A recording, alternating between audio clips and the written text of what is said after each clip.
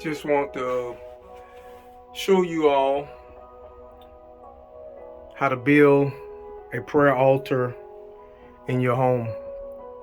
Prayer altar in your home. And so this is an upgrade from what I had at first. So I just added a couple of things. I put this comforter in on the floor because I didn't want to actually walk in on the floor. So I put this comforter down. I know it looks as though you probably can go to sleep and rest in it. And you can rest in the presence of the Lord, but it's not necessarily for sleeping. But the pillows are here, so when get on my knees, I have something to comfort my knees. But if I wanted to also lay out, definitely that's something that I can also do. So of course you need to have the word, have your notepad, and I have this seat here just in case I want to sit down. Or I can also use this as a prayer altar as well, to where maybe I want to get on my knees and maybe I need to have something like my book setting on that altar there. So I have this right here that I picked up a long while ago. I can't think of the person that drew this, but their initials is there. But this right here is something that when you are in prayer, in an intercession or warfare, you see the sword, that's the sword, but it also has flowers there.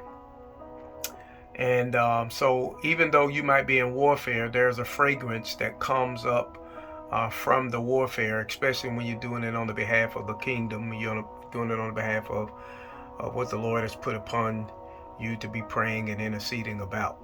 So there's a fragrance that comes from it, although it's warfare.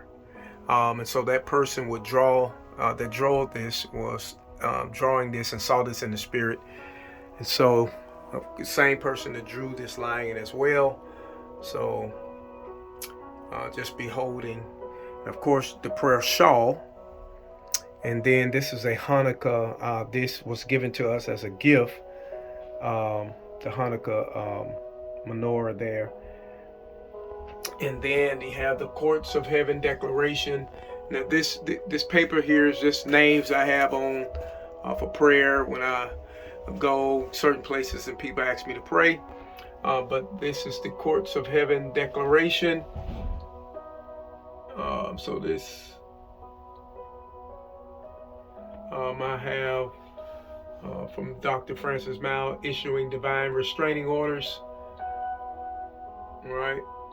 And then of course you have these oils. You have the fearless oil, you have the oil of consecration, the oil of favor, the oil of healing, kingly oil, and then the oil of breakthrough.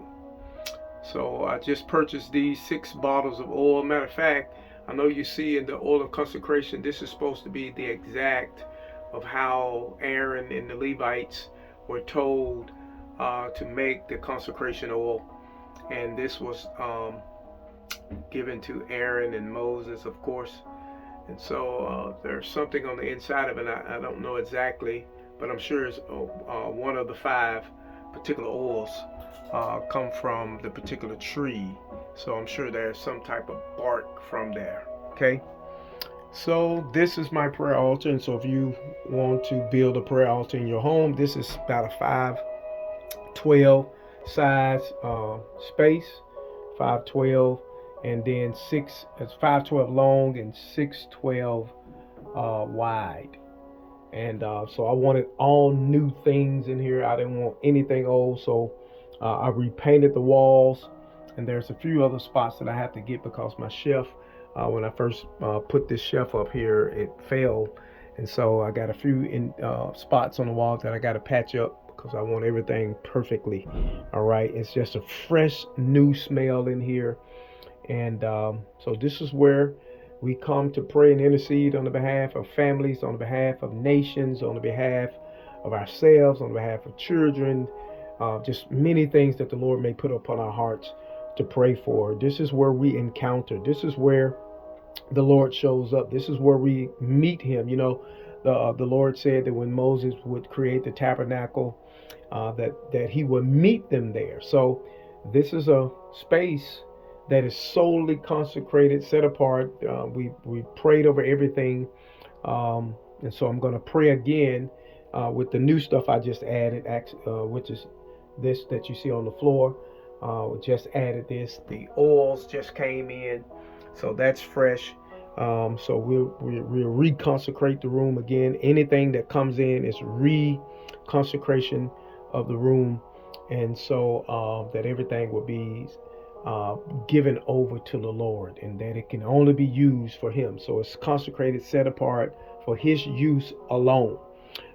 So as you see, I got oil running down the doors here. So one other thing that I'm going to add that I don't have in here right now, I was going to put like a little small table, very small table, but maybe I won't put that. So maybe I just put something up here where I can actually have like I just put this little piece of cardboard here just so I can set those up there. But I'm going to put communion in here as well. So I will have the bread, and I will have the wine or the bread and grape juice in here as well. So every time I come in the mornings, or whether it be in the evenings or both morning and night, I will be having bread and wine. All right. So again, this is where your priesthood is established, and then ultimately open you up to your kingship and the royal priesthood. This is where your priesthood is established. This is where everything starts, the place of intimacy, the place of fellowship, the place of relationship. It's in this particular place, and your priestly duties tending to the presence of the Lord. And from here, you get prophetic things, you see things, you get chance to experience what was, what is, and what is to come in the very presence of God. And then you come out of this place, and now you can go about doing the biddings of the King, and you can see influence and impact.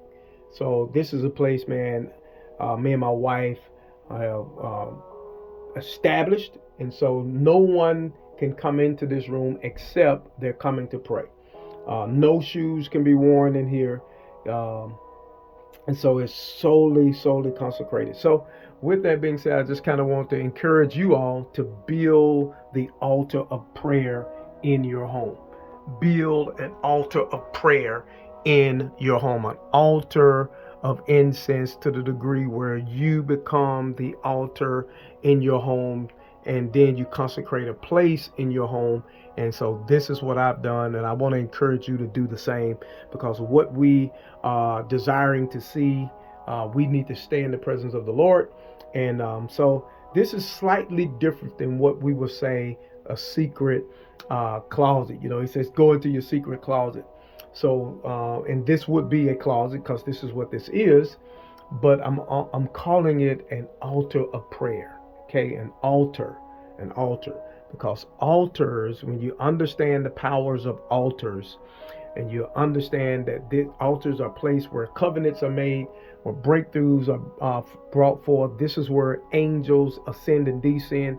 This is where ultimately your life is altered, transformed for the glory of God. So if you do research and really study that in the biblical text and the biblical narrative of things, how altars played a big role in the manifestation of God. All right, big roles and names. His names were revealed at altars. And so with that, I'm encouraging you to build your altar.